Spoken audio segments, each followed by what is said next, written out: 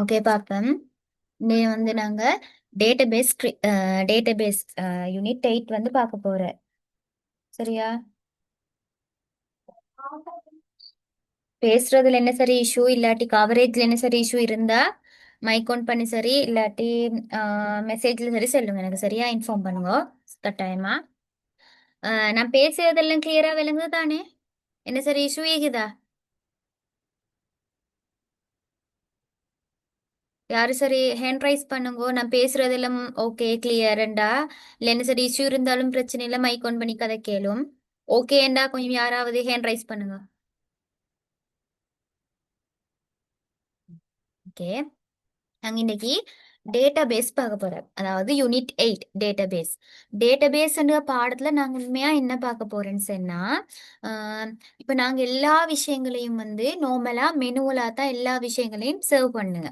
அதாவது கைமுறைமே மெனுவலண்டா கைமுறைமை. நாங்க செய்யக்கூடிய எல்லா விஷயங்களையும் கைமுறை மேலதான் நாங்க செஞ்சுட்டு இப்போம். இப்போ உதாரணமா நாங்க ஒரு ஸ்கூல் எடுத்தா அந்த ஸ்கூல்ல வந்து என்ரோல் பண்ணி ஸ்கூல்ல சேர்ந்த ஒரு புள்ள படிக்கிறது, படிச்சு மார்க்ஸ் எடுக்குது, எல்லா விஷயங்களையும் வந்து மெனுவலா கைமுறை மேலதான் சர்வ் செய்து. அதாவது எல்லா விஷயங்களையும் நாங்க ஒரு பேப்பர் பேஸ்டா தாள்லயோ ஒரு புக்லயோ ரெக்கார்ட் பண்ணி வச்சுதான் நாங்க எல்லா விஷயங்களையும் செய்த. ஆனா இந்த மெத்தட்ல நாங்க செய்ததால எங்களுக்கு நிறைய பிரச்சனைகள் இக்கி. நிறைய பிரச்சனைகள்னு சொன்னா ஆஹ் செலவு கூடையாயிருக்கும், ஸ்பீட் குறைவாயிருக்கும், மாற்றங்கள் மேற்கொள்வது கஷ்டமாயிருக்கும், இப்படி நிறைய பிரச்சனைகள் இருக்கும். அதால நாங்க இப்ப என்னது செய்த, நாங்க வந்து கம்ப்யூட்டர் பேஸ் டிஜிட்டல் வயசுக்கு நாங்க மாறிட்டேன். டிஜிட்டல் வயசா மாறிட்டேன்டா எல்லாம் வந்து கம்ப்யூட்டர்லைஸ் பண்ணிட்டேன். எல்லாத்தையும் வந்து கம்ப்யூட்டர் ரீதியா சேமிக்க கூடிய ஒரு முறைய நாங்க பின்பற்றுறோம். இப்படி கம்ப்யூட்டர்லைஸ் பண்ணி எல்லா விதமான தரவுகளையும் நாங்க சேமிக்க போல ஒரு சின்னோரு நிறுவனமாய் நிறுவனமாக இருந்தால் ஹார்ட் டிஸ்க் கொண்ட பயன்படுத்தி எங்களுக்கு தேவையான தகவல்களை எங்களுக்கு சேமிச்சுக்கோ இயலும். அதே ஒரு பெரிய நிறுவனமா இருந்தால், ஒரு ஆர்கனைசேஷன் மாதிரி பெரிய ஒரு நிறுவனமா இருந்தால் அவங்க சார்ந்த தகவல்களை நாங்க சேகரிக்கணுமெண்டா இந்த ஹார்ட் டிஸ்க், பென் டிரைவ் இது மாதிரியான சிறிய சிறிய டிவைசஸை யூஸ் பண்ணி சேமிப்பு சாதனங்களை யூஸ் பண்ணி எங்களால தரவுகளை சேமிக்கிறதுக்கு இயலா. அந்த மாதிரியான கட்டங்கள்ல தான் நாங்க இந்த டேட்டாபேஸ்ன்னு சொல்லக்கூடிய தரவுத்தளம், தரவுகளை கம்ப்யூட்டரைஸ் பண்ணின தரவுகளை சேமிக்கிறதுக்கு நாங்க பயன்படுத்தக்கூடிய ஒரு பெரிய தளம் தான் டேட்டாபேஸ். இந்த டேட்டாபேஸை நாங்க ஏன் பயன்படுத்துன்னு சொன்னா, ஆர்கனைசேஷன் பெரிய நிறுவனங்களோட தரவுகளை சேமிக்கிறதுக்காக பயன்படுத்தக்கூடிய ஒரு தளம் தான் டேட்டாபேஸ். இப்ப நாங்க இந்த டேட்டாபேஸ வடிவமைச்சு எங்கட தரவுகள் எல்லாத்தையும் நாங்க சேமிக்க வேண்டியக்கு. டேட்டாபேஸ உருவாக்கி என்ன செய்ய வேண்டியக்கு, எங்கட தரவுகள் எல்லாத்தையும் உதாரணமா நான் பார்த்த அதே ஸ்கூல்னு சொல்லக்கூடிய உதாரணத்தை பாருங்களேன். ஸ்கூல் எடுத்தா ஸ்கூல்ல வந்து புள்ளைகள் ஒவ்வொரு இயரும் சேருவாங்க. சேர்ந்து அவங்களோட ஒவ்வொரு ஆக்டிவிட்டிஸையும் தரவா சேகரிக்கணும். அங்க நடக்கக்கூடிய எல்லா விஷயங்களையும் தரவா சேகரிக்கணும். எக்ஸாம் நடந்தா எக்ஸாம் மார்க்ஸ், இப்படி எல்லா விஷயங்களையும் ஸ்டெப் பை ஸ்டெப்பா சேமிக்க வேண்டி வரும். சரியா? இது எல்லாத்தையுமே நாங்க கைமுறை மேல செஞ்சா பேப்பர் பேஸ்டா ஒரு புக்லயோ இல்லாட்டி ஒரு தாள்கள்லயோ சேமிக்க வேண்டி வரும். இப்ப நீங்க இதே விஷயத்த ஒரு டேட்டா பேஸ்ல, அதாவது ஒரு கம்ப்யூட்டரைஸ்டான ஒரு சிஸ்டத்துல ஒரு முறைமை ஒன்றுல நீங்க சேமிக்க போறீங்க. இப்ப நீங்க 7வது பாடம் படிச்சிருப்பீங்கன்னு நினைக்கிறேன். சரியா? 7வது பாடத்துல நீங்க என்ன படிக்கிய முறைமைகள். இப்ப நீங்க பாடசாலைக்குன்னு ஒரு முறைமையை பேணினா சேரக்கூடிய ஸ்கூலுக்கு வந்து ஒவ்வொரு இயரும் சேரக்கூடிய புள்ளைகளோட தரவுகளை சேமிப்பீங்க. அதுக்கப்புறம் என்ன செய்வீங்க? மார்க்ஸ் இருந்தா எக்ஸாம் நடந்தா அந்த மார்க்ஸை சேமிப்பீங்க. இவெண்ட்ஸ் இருந்தா அந்த இவெண்ட்ஸை சேமிப்பீங்க. எல்லா விஷயங்களையும் உங்களுக்கு சேமிக்கிறதுக்கு உங்களுக்கு ஒரு முறைமையை வந்து கையாளலும். இந்த முறைமையோட கனெக்ட் பண்ணித்தான் ஒரு சிஸ்டத்தை நீங்க கிரியேட் பண்ணி அந்த சிஸ்டத்துக்கான ஒரு டேட்டாபேஸ் தான் நீங்க கிரியேட் பண்ண வேண்டியது. இந்த 8ஆம் பாடத்துல நீங்க படிக்கிய முறைமைக்கான ஒரு டேட்டாபேஸ, முறைமைக்கான ஒரு தரவுத்தளத்தை நீங்க உருவாக்கக்கூடிய முறைமை உங்களோட தேவைக்காக, நீங்க ஸ்கூலுக்குன்னா ஸ்கூலுக்கு, ஹாஸ்பிட்டலுக்குன்னா ஹாஸ்பிட்டலுக்கு, உங்களோட தேவைக்காக நீங்க உருவாக்க வேண்டிய முறைமைக்கு ஒரு டேட்டாபேஸை கிரியேட் பண்ண வேண்டியிருக்கு. அதாவது ஒரு தரவுத்தளம், தரவுகளை சேமிக்கிறதுக்கு ஒரு தளத்தை நீங்க கிரியேட் பண்ண வேண்டிக்கு, உருவாக்க வேண்டிக்கு.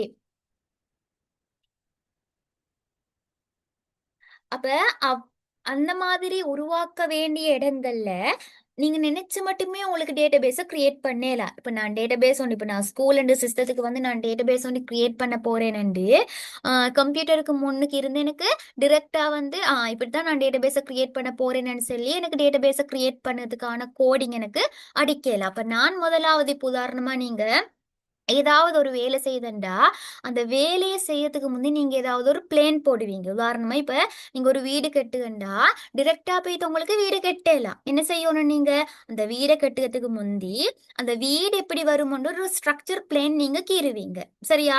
இந்த இந்த இந்த வீட்டுக்கு வந்து இவ்வளவு ரூம் இருக்கணும், இப்படி இப்படி விஷயங்கள் எல்லாம் மீக்கணும்னு நீங்க ஒரு பிளான் போடுவீங்க.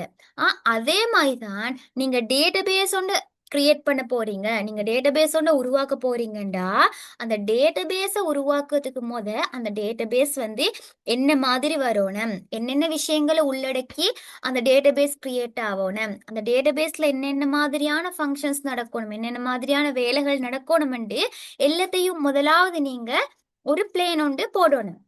அதுக்காக நாங்க பயன்படுத்தக்கூடிய டயக்ராம் தான், வரைபடம் தான் இஆர் டயக்ராம்.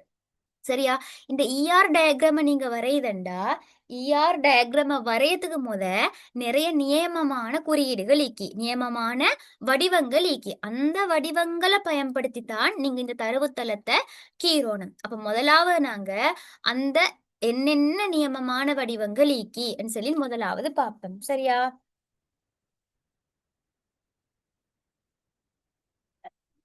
முதலாவது இந்த டேட்டாபேஸ்ன்னு சொல்றது எல்லா விஷயங்களும் டேபிள்களை, அதாவது அட்டவணைகளை மையமாக வச்சு வரக்கூடியதுதான் டேட்டாபேஸ்.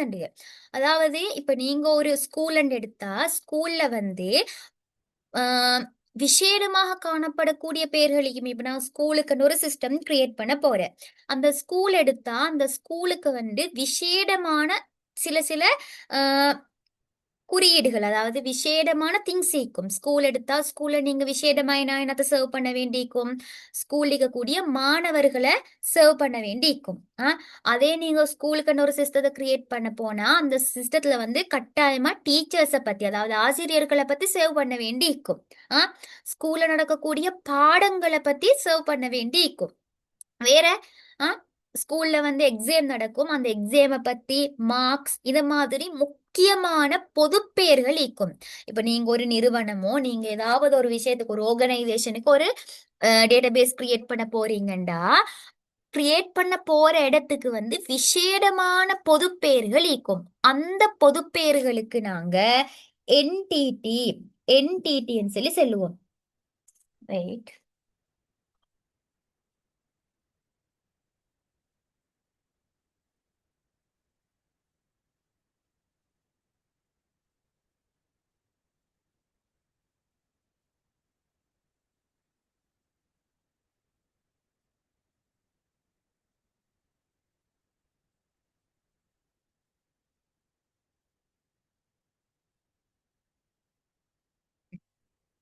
சரி பாருங்க, நான் மறைய ஒரு தடவை சொல்லினா அத இப்ப நீங்க ஒரு இடத்துக்கு ஏதாவது ஒரு பிளேஸுக்கு வந்து என்ன செய்ய போறீங்க, டேட்டாபேஸ கிரியேட் பண்ண போறீங்க. சரியா? அந்த டேட்டாபேஸ்ல வந்து இப்ப நீங்க ஸ்கூலுக்குன்னு கிரியேட் பண்ண போறீங்கன்னா ஸ்கூல்ல இருந்து விசேடமான திங்ஸ் கொஞ்சம் ஈக்கும். சரியா? பொதுப்பேர்கள் ஈக்கும். ஸ்கூல்ல நீங்க விசேடமா என்னென்னத்தை சர்வ் பண்ண வேண்டியக்கு, ஸ்கூல் எடுத்தா நீங்க ஆசிரியர்களை பத்தி சர்வ் பண்ண வேண்டியிருக்கும். சரியா? ஸ்கூல் எடுத்தா நீங்க ஸ்டூடெண்ட் மாணவர்களை பத்தி சர்வ் பண்ண வேண்டியிருக்கும். பாடங்கள், எக்ஸாம், மார்க்ஸ் இந்த மாதிரியான விஷயங்களை பத்தி நீங்க சர்வ் பண்ண வேண்டியிருக்கும். இத மாதிரி காணப்படக்கூடிய விசேடமான பொதுப்பெயர்களுக்கு நாங்க உருபொருள் என்டிடி ரிலேஷன் சொல்லி சொல்லுவோம். என்ன?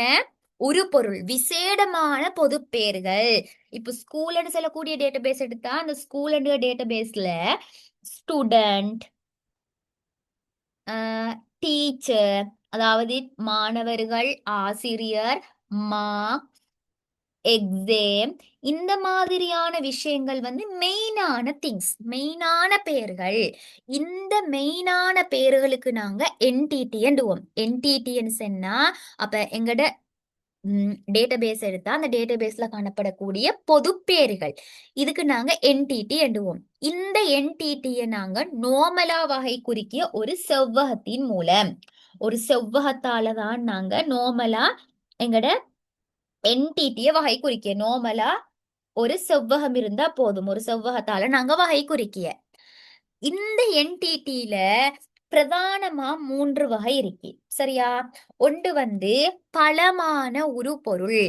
பலமான உருபொருள் என்னுவோம், அதாவது நோமலா வரக்கூடிய எல்லாம் பலமான உருபொருள், அதாவது ஒரு செவ்வகம்.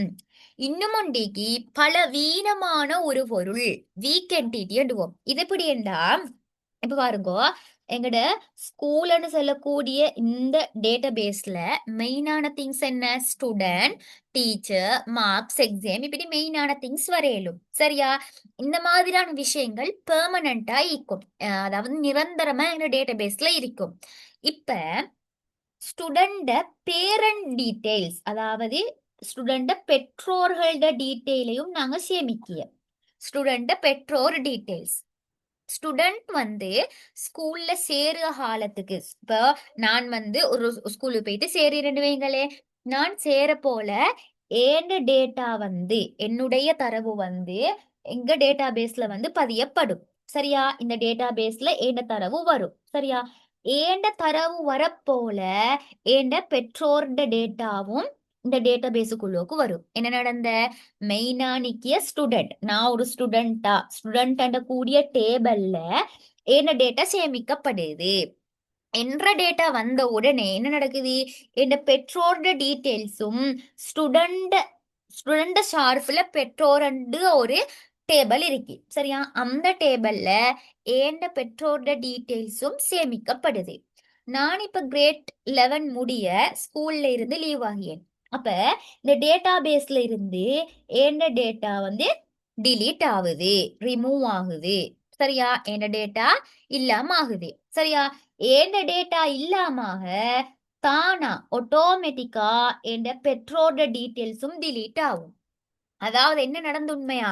ஸ்டூடெண்ட் அண்ட் இந்த என்டிடில பெற்றோர், பேரண்ட் அண்ட் என்டிடி தங்கி காணப்படுது. தங்கி காணப்படக்கூடிய என்டிடி உருபொருள்களுக்கு தான் நாங்க வீக் என்டிடி என்று, ஒரு ஸ்ட்ராங்கான என்டிடி, பலமான உருபொருளுக்கு நாங்க ஸ்ட்ராங் என்டிட்டி எடுவோம். ஒரு ஸ்ட்ராங் என்டிட்டியில தங்கி காணப்படக்கூடிய ஒரு என்டிட்டிக்கு நாங்க வீக் என்டிட்டி எடுவோம், விளங்கினா? அப்ப பலமான உருபொருள்ண்டா நார்மலா எங்கிற டேட்டாபேஸ்ல முக்கியமா காணப்படக்கூடிய எல்லா பொதுப்பெயர்களும் எங்கட பலமான உருபொருள், ஸ்ட்ராங் என்டிட்டி எடுவோம். அதே எங்கட டேட்டாபேஸ்ல பலமான ஒரு உருபொருள்ல தங்கி காணப்படக்கூடிய, பலமான ஒரு உருபொருள்ல தங்கி காணப்படக்கூடிய இன்னும் ஒரு உருபொருள், ஸ்டூடெண்ட் டீடைல்ஸ் இருக்கும் வரை பெற்றோரோட டீடைல் இருக்கும், சரியா?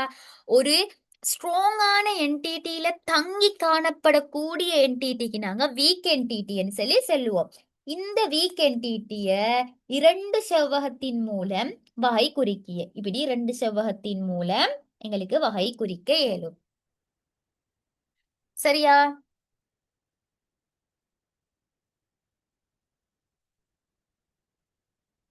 அடுத்தது 3வது உறவுமுறை ஒரு பொருள். இத வந்து நான் லாஸ்ட்டுக்கு கிளியர் பண்ணேனா இப்ப உங்களுக்கு என்னன்னு விளங்காது, சரியா? அதால நான் லாஸ்ட்டுக்கு அத கிளியர் பண்ணேன். ஒரு பொருள்ண்டா என்னன்னு விளங்கினா கொஞ்சம் ஹேண்ட் ரைஸ் பண்ணுங்க. ஒரு பொருள்ண்டா என்னன்னு விளங்கினாக்கள்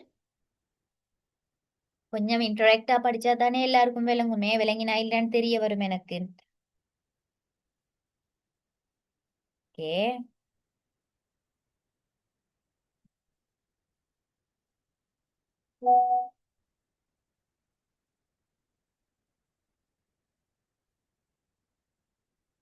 சரியா? இப்ப பாருங்க, அடுத்தது எட்ரிபியூட்.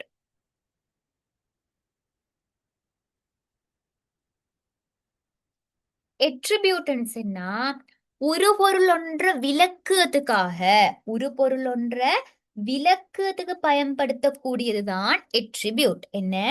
ஒரு பொருள் ஒன்ற விளக்குறதுக்கு பயன்படுத்துக. இப்ப நான் ஸ்டூடெண்ட் விசேடமான ஒரு பொது பெயரை நான் என்னவா எடுத்த? என்டிட்டியாக எடுத்தேன். இத என்ன ஸ்ட்ராங்கான ஒரு என்டிட்டியா எடுத்தேன். இந்த ஸ்டூடெண்ட் என்டிட்டியை விளக்கத்துக்கு நான் எனக்கு என்னென்னதை பயன்படுத்தலும்? Student name. ஸ்டூடெண்ட் இந்த பொது பேரை நான் விளக்கத்துக்கு ஸ்டூடெண்ட் நேம பயன்படுத்துக.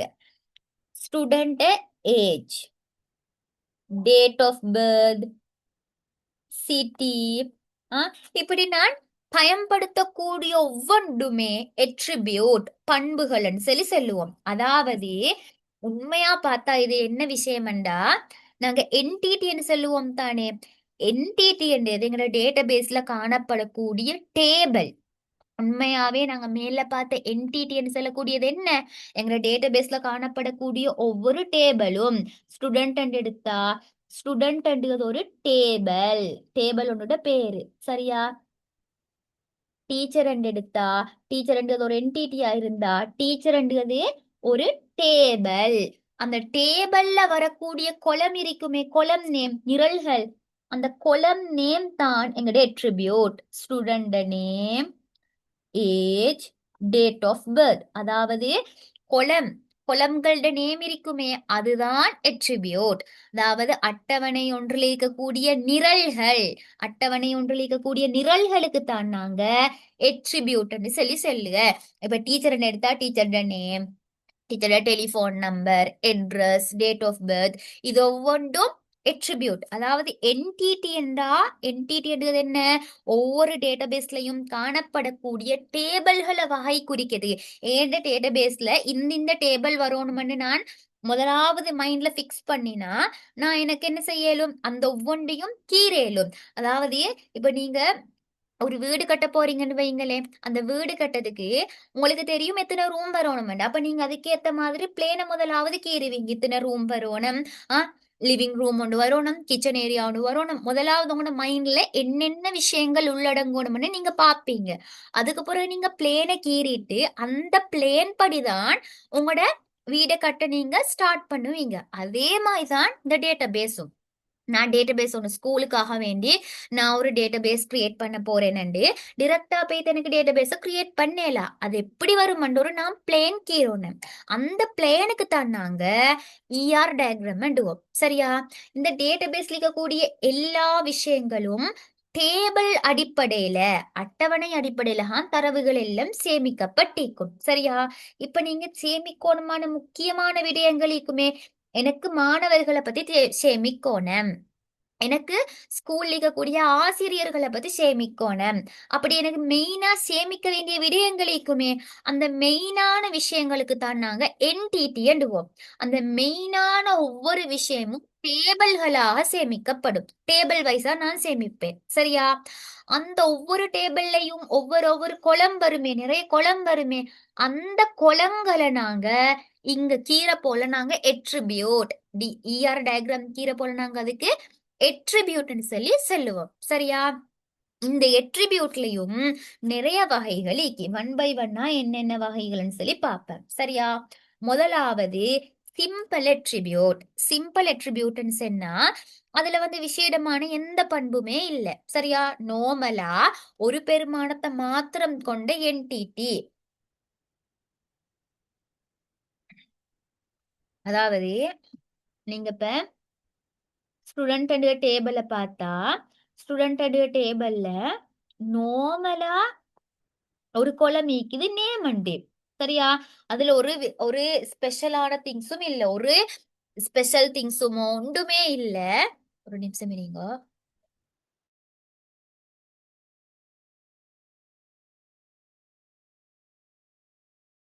சரியா?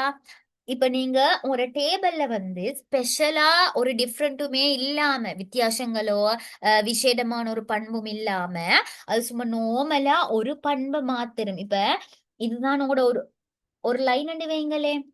இந்த லைன்ல சும்மா ஒரு கமலன்னு மட்டும் ஒரு வெளியும் வைக்குது. சரியா? இதுல ஒரு டிஃப்ரெண்ட்டுமே இல்லை. இப்படி ஒரு பெருமானத்தை மாத்திரம் கொண்ட பண்பு. இப்ப இந்த நேமன் செல்லுக பண்பீக்கி அதுல டிஃப்ரெண்டா ஒண்ணும் இல்லை, ஒரு பெருமானம் மாத்திரம் ஈக்கி.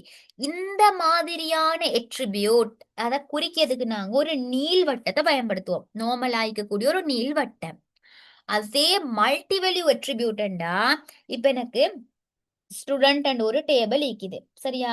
ஸ்டூடெண்ட் அண்ட் டேபிள், அந்த டேபிள்ல நேம், சிட்டி, ஃபோன் நம்பர் இருக்கேன்னு வைங்களே. இங்க கமல், கொலம்பு, ஃபோன் நம்பர் 2 நம்பர் ஈக்கி, சரி? இப்படி 2 நம்பர் ஈக்கி, ஒருத்தருட பதிவுல 2 நம்பர் கொடுத்தேக்கி. இப்ப பாருங்க, இந்த நேம் அண்ட கூடிய பண்பு, நேம் அண்ட் எட்ரிபியூட் நோமலா வந்திக்கு, ஸ்பெஷலா ஒன்றும் இல்லை, அவருக்கு கமல் அண்டு நோமலா ஒரு வெளியூ ஈக்கி. இந்த மாதிரியான எட்ரிபியூட்டுக்கு தான் நாங்க சிம்பிள் எட்ரிபியூட்னு சொல்லி சொல்லுவோம். சிம்பிளா ஒன்னும் இந்த ஒரு ஸ்பெஷல் இதுவும் இல்லை. மல்டிவெளி வண்டா ஒன்றுக்கு மேற்பட்ட பெருமானத்தை கொண்ட பண்பு. இந்த போன் நம்பரை பாருங்க, போன் நம்பர்ல என்ன நடந்திக்கு, 2 வெளி வைக்குது. போன் நம்பர்ல கமலண்டு ஒரே ஒரு ஆளுக்கு 2 போன் நம்பர், அதாவது ஒரு லைன். இந்த ஒரு லைனுக்குள்ளக்கும் ஒரே ஒரு எட்ரிபியூட்ல என்ன நடந்திக்கு, ஒரு எட்ரிபியூட்ல 2 பண்பு வந்திக்கு, அதாவது ஒன்றுக்கு மேற்பட்ட வெல்யூஸ், ஒன்றுக்கு மேற்பட்ட பெருமானத்தை கொண்ட பண்பு. நீங்க பாருங்க, இந்த போன் நம்பர் வந்து ஒன்றுக்கு மேற்பட்ட பெருமானங்களை வச்சிக்கி, 2 பெருமானத்தை வச்சிக்கி, அதாவது ஒன்றுக்கு மேற்பட்ட பெருமானத்தை கொண்டிருந்தால் அதுக்கு நாங்க மல்டி வேல்யூ எட்ரிபியூட்னு சொல்லி சொல்லுங்க, சரியா? அடுத்தது வந்து கம்போசிட் எட்ரிபியூட். கம்போசிட் எட்ரிபியூட்ன்றது வந்து ஒரு பண்பு நிறைய உப பண்புகளை கொண்டிருந்தால், பல உப பண்புகளை கொண்டிருந்தால் அதுக்கு நாங்க கம்போசிட் எட்ரிபியூட். அதுக்கு இந்த மல்டிவேல்யூ எட்ரிபியூட் நாங்க எவ்வாறு வகை குறிக்கன்னு சொன்னா, டபுள் நீள்வட்டத்தை பயன்படுத்தி மல்டிவேல்யூஸ். இப்ப நீங்க சிம்பிள் எட்ரிபியூட்டை வச்சு என்ன செய்ய, சிம்பிள் எட்ரிபியூட்டை நார்மலா ஒரு நீள்வட்டத்தால நீங்க வகை குறிக்கிய. அதே மாதிரி மல்டிவேல்யூ எட்ரிபியூட் எடுத்தா மல்டிவேல்யூவை நீங்க எப்படி வகை குறிக்கிய, 2 நீள்வட்டத்தை பயன்படுத்தி உங்களுக்கு வகை குறிக்கலும், சரியா? இப்ப சிம்பிள் எட்ரிபியூட்னா ஒரு பெருமானத்தை மாத்திரம் கொண்ட பண்பு. மல்டிவேல்யூண்டா அந்த பண்பு, அந்த கொலம் வந்து ஒன்றுக்கு மேற்பட்ட வேல்யூஸ் எடுக்கும். அதே கம்போசிட் எட்ரிபியூட்ண்டா ஒரு பண்பு மேலும் பல உப பண்புகளை கொண்டிருக்கும். நேம் அண்டுகதே, நேம் அண்ட கூடிய அந்த column first name, middle name, last name என்று 3 பண்புகளாக, 3 உப பண்புகளாக பிரிக்கப்பட்டேக்கு. அப்பத நாங்க வகை குறிக்கி இந்த மாதிரி வகை குறிக்கலும். எங்களுக்கு என்ன செஞ்சனா இடத்துல மெயினான பண்பு நேம், சரியா? இந்த நேம் என்று சொல்லக்கூடிய கொலம் நேம் எட்ரிபியூட் மேலும் பல உப பண்புகளாக பிரிக்கப்பட்டேக்கி. ஃபர்ஸ்ட் நேம் என்று ஒரு பண்பு, மிடில் நேம் என்றது ஒரு பண்பு, லாஸ்ட் நேம் என்றது ஒரு பண்பு. அதாவது ஒரு பண்பு இன்னும் நிறைய உப பண்புகளாக கொண்டிருந்தால், உப பண்புகளாக பிரிக்கப்பட்டால் அதுக்கு தான் நாங்க கம்போசிட் எட்ரிபியூட்னு சொல்லி சொல்லிய. இது 3வது வகை, சரியா? அடுத்தது பாருங்க,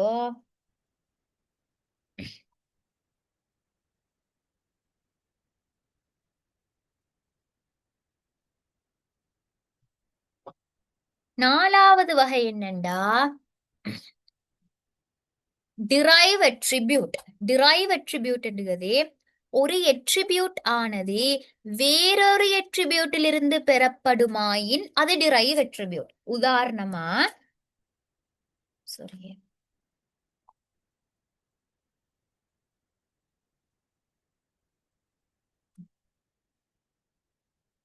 டிரைவ் எட்ரிபியூட்ண்டா ஒரு எட்ரிபியூட் இன்னும் ஒரு எட்ரிபியூட்ல இருந்து பெறப்பட்டால், இப்ப உதாரணமா உங்களோட டேபிள்ல டேட் ஆஃப் பர்த் ஒரு கொலம் இருக்கு, சரியா? ஸ்டூடெண்ட் ஒரு கொலம் டேட் ஆஃப் பர்த் இருக்கு, இன்னொன்றிக்கு ஏஜென்ட், சரியா? இப்ப என்ன செய்யலும், இந்த டேட் ஆஃப் பர்த்ல இருந்து, அதாவது கரண்ட் டேட், இன்றைய டேட்ல இருந்து டேட் ஆஃப் பர்த் கழிச்சா எங்களுக்கு ஏஜ பெற்றுக்கொள்ள இயலும், சரியா? இவற்றுல என்ன நடந்த, இந்த டேட் ஆஃப் பர்த்ல இருந்து டேட் ஆஃப் பர்த்ன்னு சொல்லக்கூடிய பண்புல இருந்து எங்களுக்கு ஏஜ் என்று சொல்லக்கூடிய பண்பு கிடைக்கப்பெற்ற. டேட் ஆஃப் பர்த்தும் ஒரு கொலம் நேம் தான், ஏஜ்ன்றதும் ஒரு கொலம் நேம் தான்.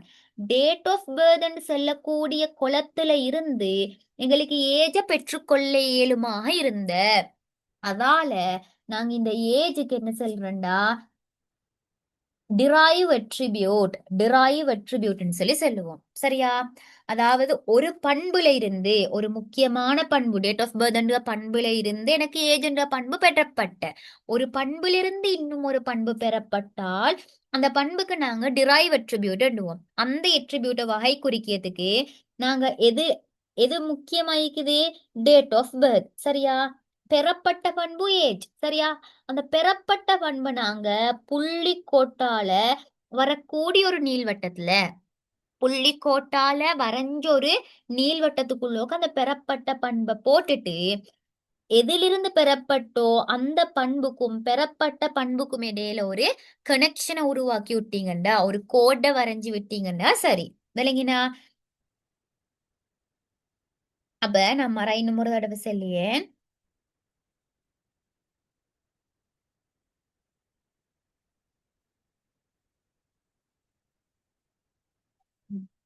இப்ப பாருங்க, நாங்க முதலாவது என்ன பார்த்த சிம்பிள் அட்ரிபியூட். சிம்பிள் அட்ரிபியூட்ண்டா ஒரு பெருமானத்தை மாத்திரம் கொண்ட பண்பு. மல்டி வேல்யூ அட்ரிபியூட்ண்டா ஒரு பண்பு நிறைய பெருமானத்தை, ஒன்றுக்கு மேற்பட்ட பெருமானத்தை கொண்டிருந்தால் அதுக்கு நாங்க மல்டி வேல்யூ அட்ரிபியூட் அண்டுவோம். அதை நாங்க 2 நீள்வட்டத்தால காட்டேலும். கம்போசிட் அட்ரிபியூட்னு சொன்னா ஒரு பண்பு மேலும் பல பண்புகளாக பிரிக்கப்பட்டால், ஒரு பண்பு நிறைய பண்புகளை கொண்டிருந்தால் அதுக்கு நாங்க கம்போசிட் அட்ரிபியூட்னு சொல்லி சொன்னேன். அடுத்தது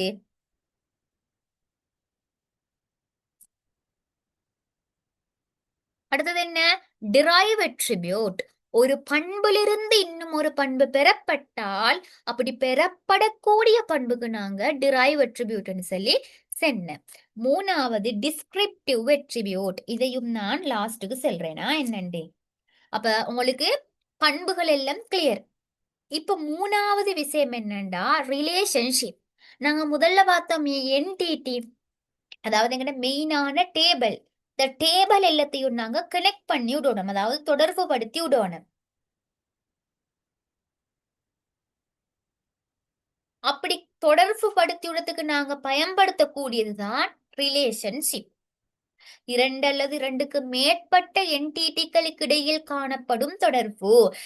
எங்கள்கிட்ட வந்து என்டிடிகள் இருக்கு, அதாவது டேபிள்ஸ் நிறைய இருக்கு. எங்க டேட்டா பேஸ்ல ஒவ்வொரு இடங்களையும் நிறைய டேபிள்ஸ் இருக்கு. இப்ப இந்த டேபிள்ஸை வந்து கண்ணனின்னமா எங்களுக்கு விட்டு வைக்கல. அது என்ன செய்யணும்னா நாங்க ஒன்றோட ஒண்ட கனெக்ட் பண்ணி விடணும். அப்படி கனெக்ட் பண்ணதுக்கு நாங்க பயன்படுத்தக்கூடியதுதான் இந்த ரிலேஷன்ஷிப். இந்த ரிலேஷன்ஷிப் வந்து 2 வகையில் இருக்கு. ஒன்று பலமான உறவு முறை, அடுத்தது பலவீனமான உறவு முறை. பலமான உறவு முறை என்றா என்டிடி வந்து ஸ்ட்ராங்கான என்டிட்டியாக இருந்து, இப்ப 2 என்டிடி இருக்கு. சரியா? இங்கால ஒரு என்டிடி இருக்கு, இங்கால ஒரு என்டிடி இருக்கு. சரியா?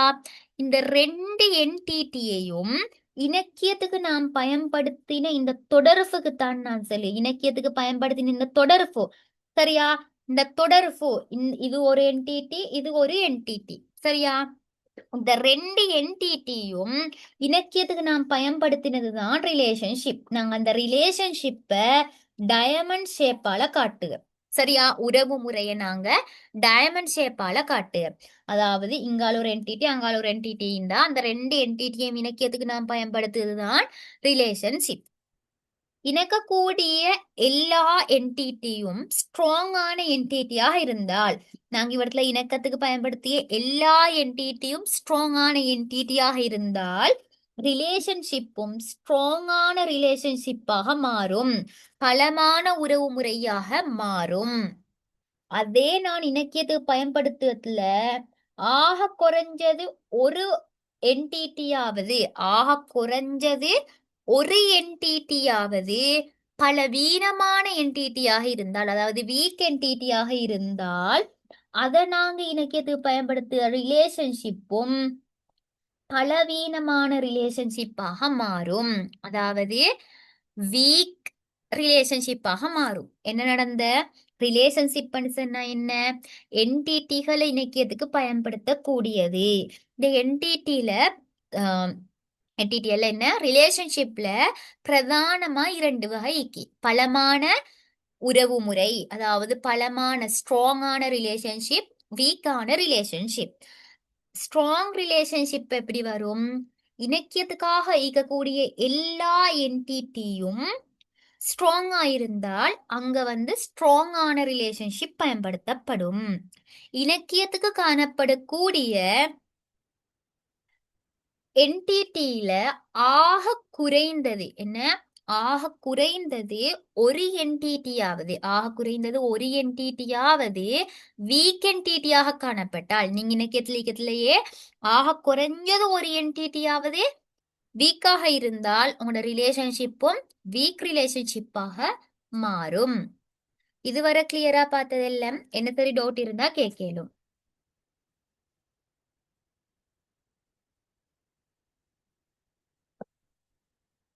கிளியரண்டா ஹேண்ட் ரைஸ் பண்ணுங்க எல்லாரும். இல்லைன்னு சொன்னா மைக் ஆன் பண்ணி என்ன இஷ்யூன்னு சொல்லி சொல்ல இயலும்.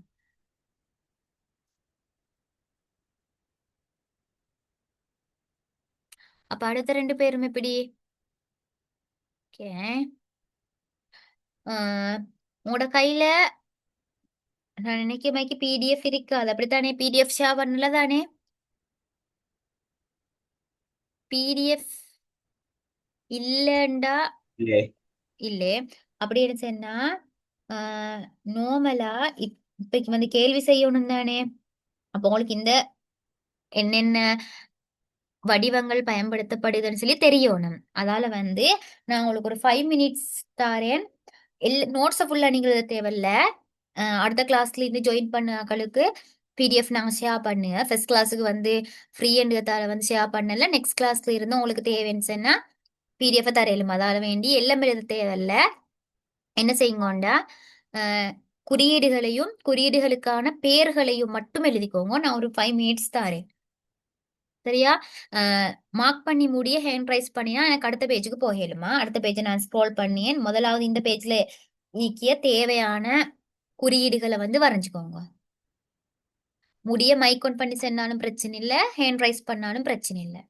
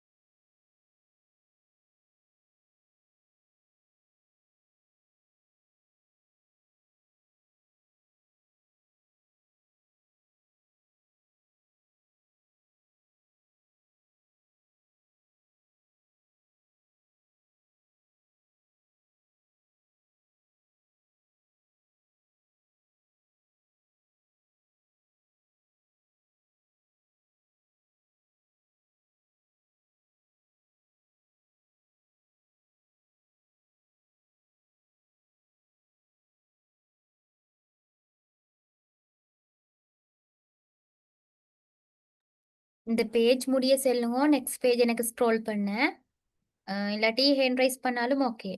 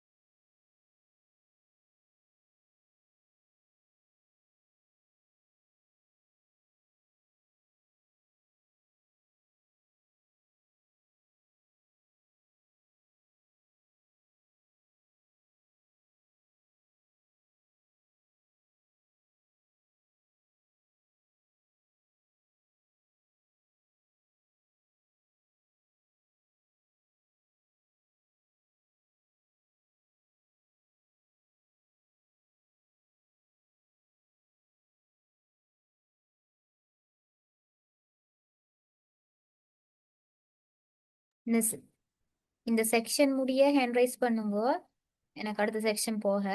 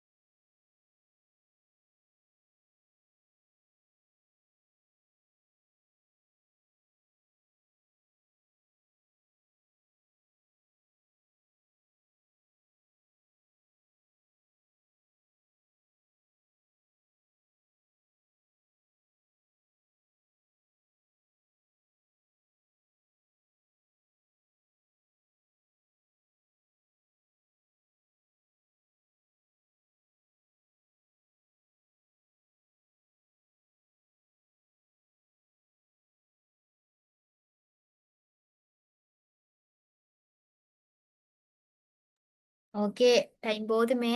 எப்படி எல்லாரும் எழுதிட்டா? சரி. ஆஹ் இப்ப வந்து நான் ஒரு கேள்வி சொல்றேன். அந்த கேள்வியை எப்படி செய்யுதுன்னு சொல்லி பார்க்க. முதலாவது அந்த கேள்வியை நாங்க எழுதுவோம். சரியா? ஸ்பீடா எழுதிக்கோங்க. நான் கேள்வியை ரீட் பண்ணியேன். நெக்ஸ்ட் கிளாஸ்ல இருந்து உங்களுக்கு நெக்ஸ்ட் கிளாஸ்ல இருந்து வந்து உங்களுக்கு எல்லா பிடிஎஃப்பும் தேவையானமை கிடைக்கும். ஆஹ் இப்பைக்கு வந்து இப்ப நாங்க கொஸ்டின்ஸ் செய்யணுமே. அதுக்காக நார்மலா ஒரு கொஸ்டினை வந்து ஃபர்ஸ்ட் எழுதுவோம். நான் கிளியர் பண்ணியேன். முதலாவது நீங்க கேள்வி எழுதிக்கோங்க. அதுக்கு பிறகு நான் எப்படி அந்த கேள்வியை செய்யணும்ன்றது ஸ்டெப் பை ஸ்டெப்பா சொல்றேன். சரியா? ஆஹ் ஒரு பாடசாலையானது தரவுத்தளமொன்றை உருவாக்க விரும்புகின்றது. எழுதிக்கோங்க. ஒரு பாடசாலையானது தரவுத்தளமொன்றை உருவாக்க விரும்புகின்றது.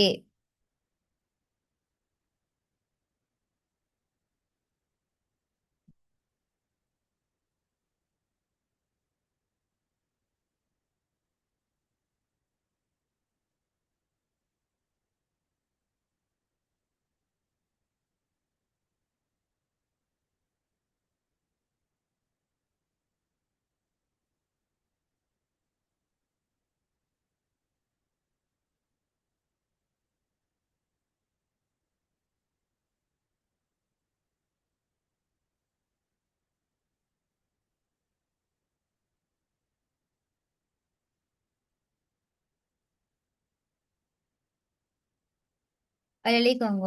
அடுத்தது, இத்தரவுத்தளத்தில் மாணவர்கள் சம்பந்தமாக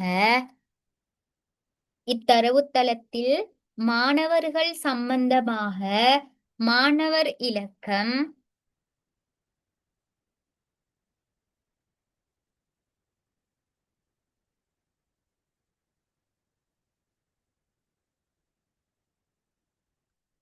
இத்தரவுத்தளத்தில் மாணவர்கள் சம்பந்தமாக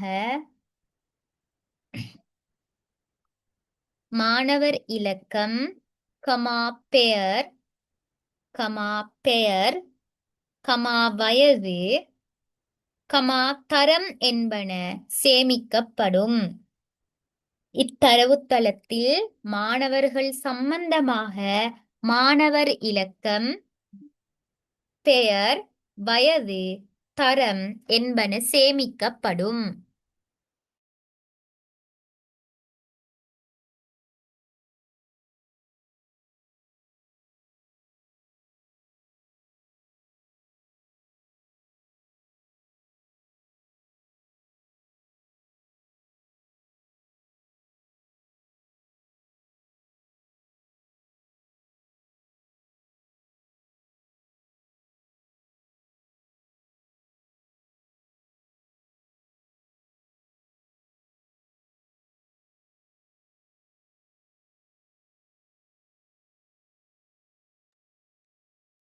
மேலும் மாணவர்களுக்கு கற்பிக்கும் ஆசிரியர் தொடர்பில்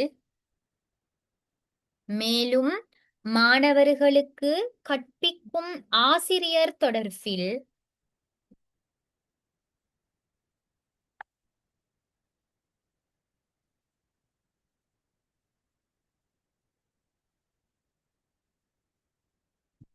மேலும் மாணவர்களுக்கு கற்பிக்கும் ஆசிரியர் தொடர்பில் ஆசிரியர் இலக்கம், பெயர், தகுதி, தொலைபேசி இலக்கம்.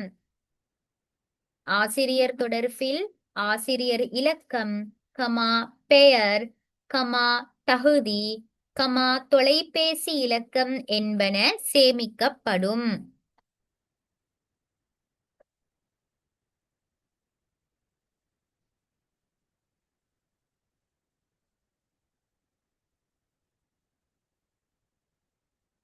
மாணவர்களுக்கு கற்பிக்கும் ஆசிரியர் தொடர்பில் ஆசிரியர் இலக்கம், பெயர், தகுதி, தொலைபேசி இலக்கம் என்பன சேமிக்கப்படும். ஒன்றுக்கு மேற்பட்ட தொலைபேசி இலக்கங்கள் காணப்படலாம். அடுத்தது எழுதிக்கோங்க. அதிலே எழுதிக்கோங்க. ஒன்றுக்கு மேற்பட்ட தொலைபேசி இலக்கங்கள் காணப்படலாம்.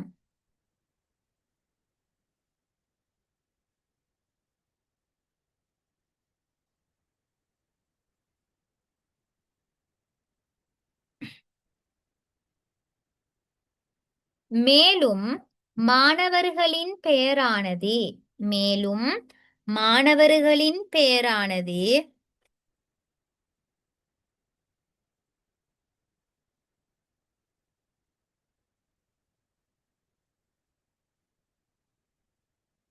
மேலும் மாணவர்களின் பெயரானது முதற்பெயர் கமா நடுப்பெயர் கமா இறுதிப்பெயர் முதற்பெயர் நடுப்பெயர் இறுதிப்பெயர்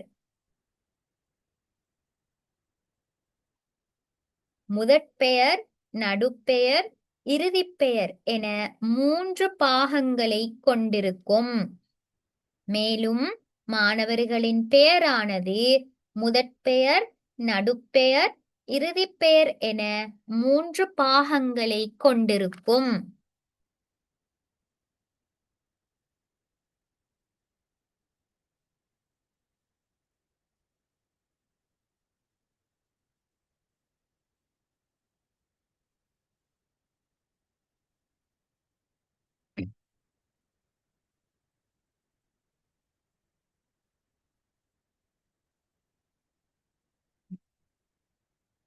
ஓகே, எல்லாரும் கேள்வி எழுதிட்டா? கொஞ்சம் ஹேண்ட் ரைஸ் பண்ணுங்க. எல்லாரும் எழுதிட்டா? சரி, இப்ப கேள்வியை கிளியரா பாத்துக்கோங்க. செய்வோம், சரியா? பாருங்க. ஒரு பாடசாலையானது தரவுத்தளம் ஒன்றை உருவாக்க விரும்பியது. அதில் ஒண்ணுமில்லே. இத்தரவுத்தளத்தில் மாணவர்கள் சம்பந்தமாக மாணவர் இலக்கம், பெயர், வயது, தரம் என்பன சேமிக்கப்படும். இப்ப எது தொடர்பாக சேமிக்க போற? மாணவர்கள் தொடர்பாக. மாணவர்களை பத்தி தான் இங்க தரவு சேமிக்கப்பட போகுது. அப்ப இந்த தரவுத்தளத்துல மெயினான ஒரு விஷயம், மெயினான ஒரு பொது பெயர் தான் மாணவர்கள் சொல்லி சொல்லிக்கிறது. அப்படித்தானே? இத்தரவுத்தளத்தில் மாணவர்கள் சம்பந்தமாக. அப்ப இந்த தரவுத்தளத்துல முதலாவது மெயினா என்னத்தை சேமிக்க போற?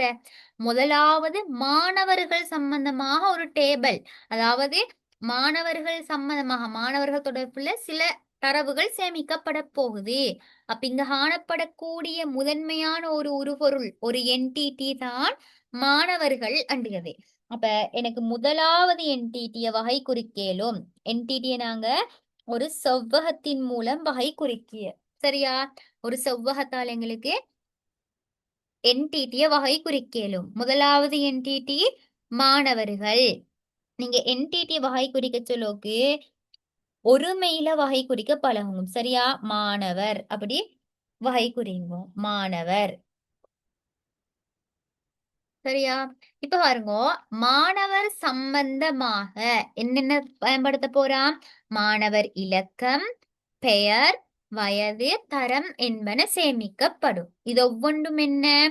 மாணவர் டேபிள்ல பயன்படுத்தக்கூடிய கொலம் நேமே நிரல்களோட பேரு. மாணவர் இலக்கம் ஒரு கொலம் வரையலுமா, பெயர் ஒரு கொலம், வயது ஒரு கொலம், தரம் சொல்லி 4 கொலம் வரப்போகுதாம். அதாவது கொலம் பண்புகளே, அதாவது மாணவர் என்டிடிய விளக்கத்துக்கு பயன்படுத்தக்கூடிய பண்புகளை தந்திக்கு. இந்த பண்புகளை நாங்க வகை குறிக்கிறதுக்கு நீள்வட்டம் பயன்படுத்தினேன். அப்ப முதலாவது நான் ஒரு நீள்வட்டத்துல மாணவர் இலக்கம், மாணவர் இலக்கம், சரியா?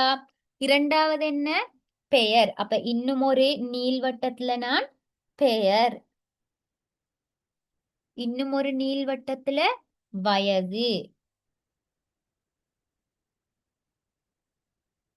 இன்னும் ஒரு நீள்வட்டத்துல தரம்,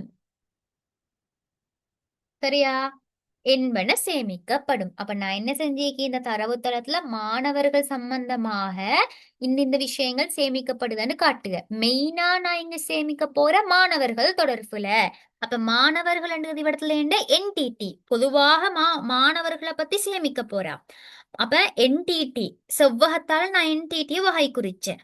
அந்த என்டிடியை விளக்கத்துக்கு பயன்படுத்தின பண்பு என்ற எட்ரிபியூட். எட்ரிபியூட்டை நான் நீள்வட்டத்தால வகை குறிச்சிக்கு. அடுத்த பாருங்கோ, மேலும் மாணவர்களுக்கு கற்பிக்கும் ஆசிரியர் தொடர்பில் ஆசிரியர் இலக்கம், பெயர், தகுதி, தொலைபேசி இலக்கம் என்பன சேமிக்கப்படும். இப்ப இந்த டேட்டாபேஸ்ல அடுத்தது என்னத்தை பத்தியாம் சேமிக்க போற? ஆசிரியர்கள் தொடர்பில். அப்ப என்ன டேட்டாபேஸ்ல வரக்கூடிய அடுத்த மெயினான விஷயம் ஆசிரியர். இப்ப ஆசிரியரை பத்தி நான் சேமிக்க போறேன். அப்ப ஆசிரியருக்குன்னு ஒரு டேபிள் நாங்க மெயின்டைன் பண்ண போறோம். அப்ப பிரதானமா நான் இப்படி சேமிக்கிறேன்டா அது என்ன என்டிடி. அப்ப ஆசிரியரும் ஒரு என்டிடி. என்டிடியை நாங்க செவ்வகத்தால வகை குறிக்கிய ஆசிரியர். இப்ப பாருங்க, ஆசிரியர் தொடர்புல என்ன? ஆசிரியர் இலக்கம். அப்ப எட்ரிபியூட் ஒன்றுதான் ஆசிரியர் இலக்கம். ஆசிரியர் இலக்கம். அடுத்தது என்ன? பெயர். அடுத்தது தகுதி. அடுத்தது என்ன? தொலைபேசி இலக்கம் என்பன சேமிக்கப்படும். தொலைபேசி இலக்கம். சரியா? நீங்க தொலைபேசி இலக்கம் மட்டும் ஃபுல்லா எழுதுங்க. இப்ப பாருங்க, ஒன்றுக்கு மேற்பட்ட தொலைபேசி இலக்கங்கள் காணப்படலாம். நீங்க நான் எழுத தந்தே அதை பார்த்துக்கோங்க. அதையும் பார்த்து நான் கீறத்தையும் பார்த்தா தான் இந்த இஆர் டயக்ராம் கீறுறது வந்து கிளியரா விளங்கும். இப்ப என்ன சொல்லிக்கு? ஒன்றுக்கு மேற்பட்ட தொலைபேசி இலக்கங்கள் காணப்படலாமாம். இப்ப நாங்க ஆசிரியர் தொடர்புல தொலைபேசி இலக்கம் என்ற ஒரு விஷயத்த நாங்க சர்வ் பண்ணினேன். ஒரு எட்ரிபியூட்டா எங்கிற டேபிள்ல ஆசிரியர் இலக்கம், பெயர், தகுதி, தொலைபேசி இலக்கம் 4 எட்ரிபியூட், 4 கொலம் நீக்கி இந்த தொலைபேசி இலக்கம் ஒன்றுக்கு மேற்பட்ட பெருமானங்களை கொண்டே கேளுமாம். அதாவது மல்டி வேல்யூ எட்ரிபியூட் உண்டு. ஒன்றுக்கு மேற்பட்ட பெருமானம் இருந்தா நாங்க பார்த்த அது மல்டி வேல்யூ உண்டு. மல்டி வேல்யூ எட்ரிபியூட் எப்படி வகை குறிக்கிய? 2 நீள்வட்டத்தாலே. அப்ப இந்த தொலைபேசி இலக்கத்தை வந்து நாங்க என்ன செய்யணும்? 2 நீள்வட்டமாக மாத்தோணும். 2 நீள்வட்டத்துல அந்த தொலைபேசி இலக்கத்தை வகை குறிச்சா சரி. சரியா? இப்ப பாருங்க, மேலும் மாணவர்களின் பெயரானது இன்னும் ஒன்று தந்தைக்கு என்ன? மேலும் மாணவர்களின் பெயரானது. நாங்க ஆல்ரெடி மாணவர்களோட பெயர் இங்க வகை குறிச்சிட்டு. சரியா?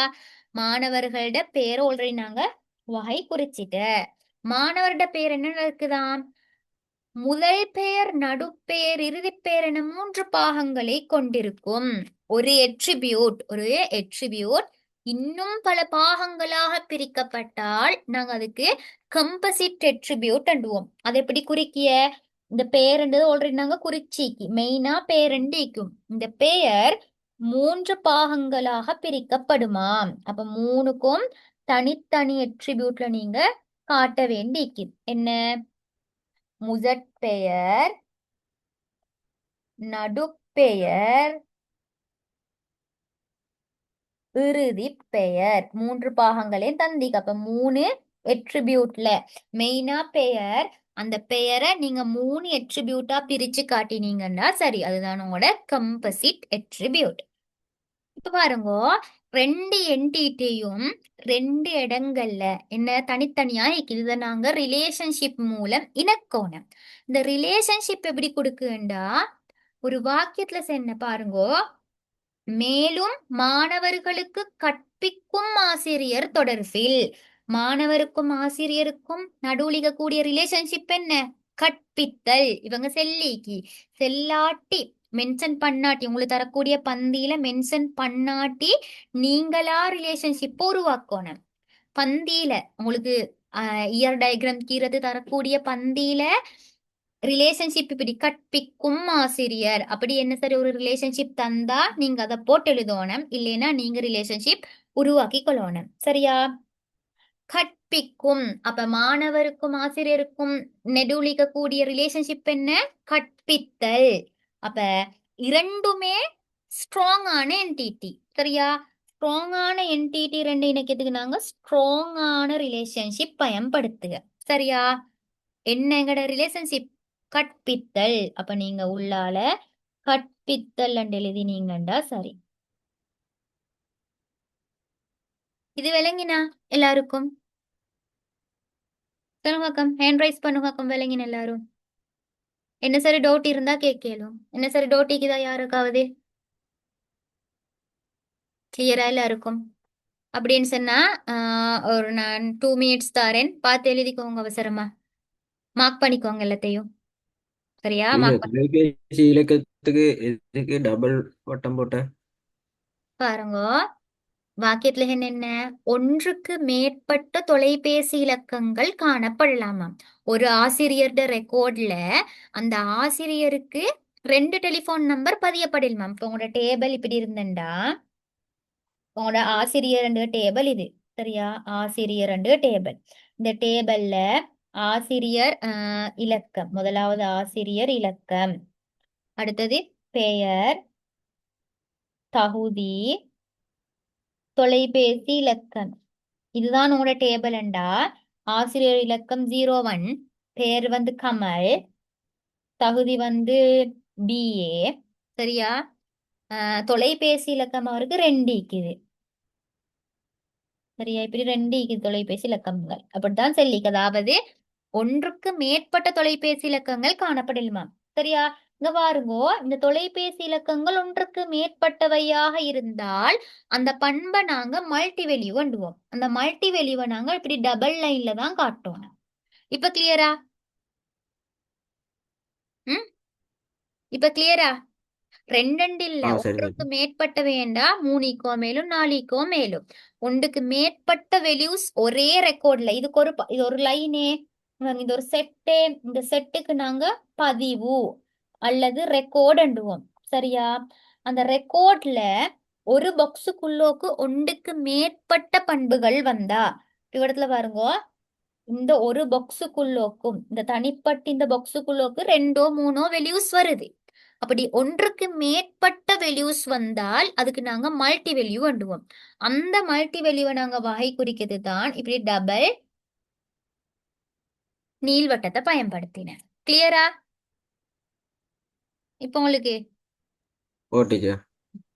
சரி. அப்ப 2 மினிட்ஸ் தாரேன், பார்த்து கீறிக்கோங்க அவசரமா.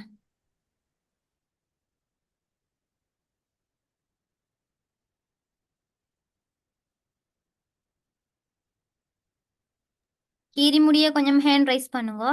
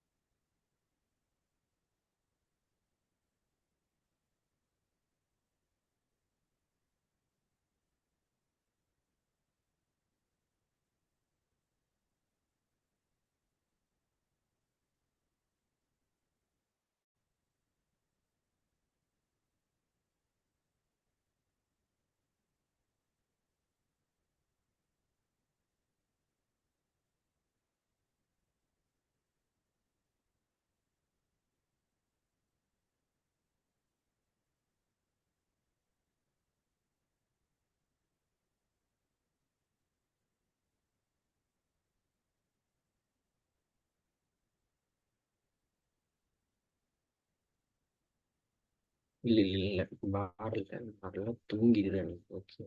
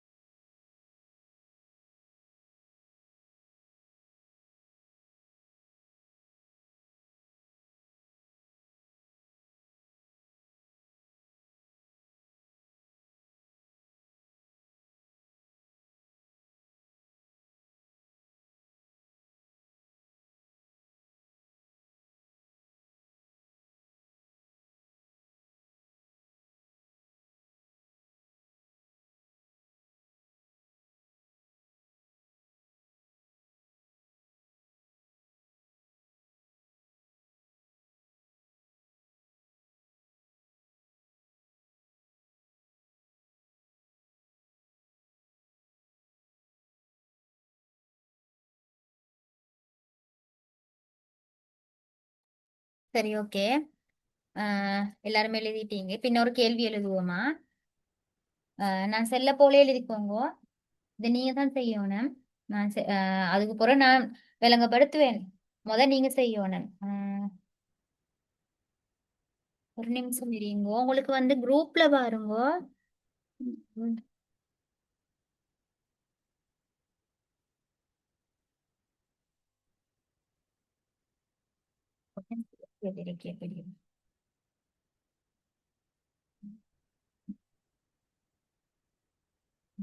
இல்ல அது இல்லையே, உங்களுக்கு இப்ப செய்ய கஷ்டம். நார்மலா முதலாவது நான் இன்னும் ஒரு கேள்வி தாரேன், அதை செய்யுங்க. ஆஹ்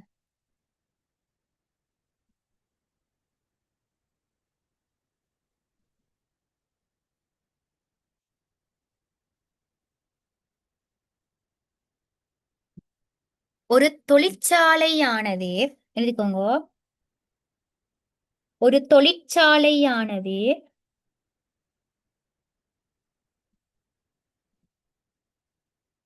தமது ஊழியர்கள் தொடர்பில் கொஞ்சம் இருங்கோ. ஒரு தொழிற்சாலையானது தமது நிறுவனம் தொடர்பில் தகவல்களை சேமிக்க விரும்புகின்றது. தமது நிறுவனம் தொடர்பில் தகவல்களை சேமிக்க விரும்புகின்றது.